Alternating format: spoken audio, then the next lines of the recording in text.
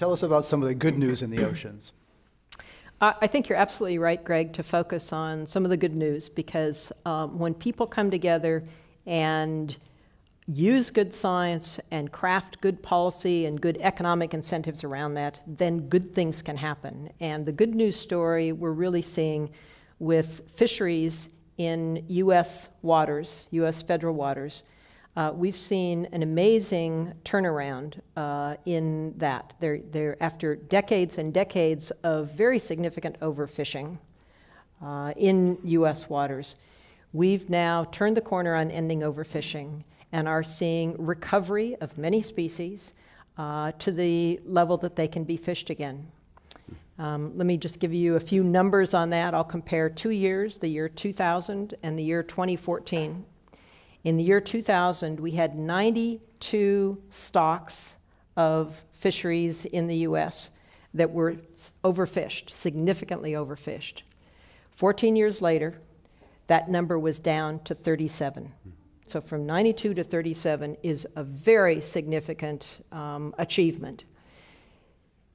Same 2 years, year 2000, we had 0 stocks that had been depleted and then recovered to the level that they could be fished again.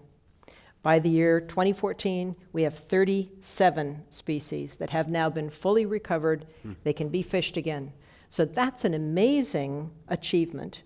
It was based on good science, very strong engagement by the fishermen, by the fishing industry in proposing fishery management plans, but also the adoption of rights-based approaches to fisheries, which we call catch shares, that change the incentives for fishermen and enable them to take a long-term view instead of just be driven by short-term economics.